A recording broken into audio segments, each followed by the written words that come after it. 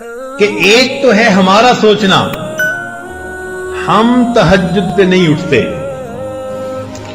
اور ایک سوچ کا انداز اور بھی ہے، وہ کیا؟ حدیث پاک میں آتا ہے اللہ تعالیٰ رات کو فرشتوں کی 3 جماعتیں بنا دیتے ہیں۔ فرشتوں کی کتنی جماعتیں؟ 3 جماعتیں بنا دیتے ہیں۔ ایک جماعت کو کہتے ہیں کہ دیکھو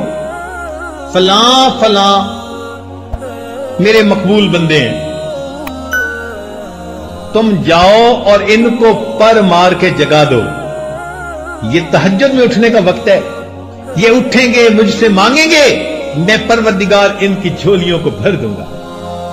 چنانچہ یہ لوگ سوئے ہوئے ہوتے ہیں، نہ گھڑی کا الارم نہ کوئی اور، اچانک ان کی آنکھ کھل جاتی ہے، یہ اللہ تعالیٰ کی طرف سے فرشتے اٹھا دیتے ہیں، ان کو اچانک آنکھ کھل جاتی ہے، دل میں ارادہ لے کے سوتے ہیں 3 بجے اٹھنے، 3 بجے آنکھ کھلتی ہے،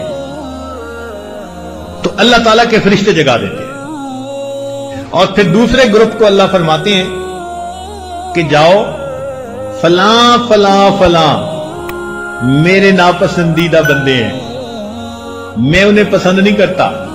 تم جاؤ اور ان کو تھپکی دے کے سلا دو، یہ میرے نیک مقبول بندوں کے اٹھنے کا وقت ہے،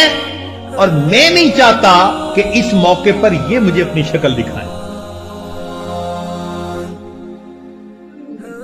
رات کے 1 بجے تک جاگتے رہیں گے، 2 بجے تک جاگتے رہیں گے، جب تہجد کا وقت شروع ہو جائے گا نیند آ جائے گی۔ آپ شادی بیاہ پہ دیکھیں، لوگ پروگرام بناتے ہیں، آج شادی کی رات ہے جی، ساری رات جاگیں گے، ساری رات نہیں جاگتے، جب تہجد کا وقت شروع ہوتا ہے سارا مجمع سو جاتا ہے، گھر کی عورتیں سو جاتی ہیں، مرد سو جاتی ہیں، مہمان بچے سب سوئے پڑے ہوتے ہیں، وہ سوئے نہیں ہوتے، ان کو سلا دیا جاتا ہے۔ تو یوں بھی تو ہم سوچ سکتے ہیں نا کہ ہم تہجد نہیں پڑھتے، نہیں نہیں نہیں، شاید ہم سے کوئی ایسا گناہ ہوتا ہے، اللہ تعالیٰ اس برکت والے وقت میں ہماری شکل دیکھنا پسند ہی نہیں کرتا۔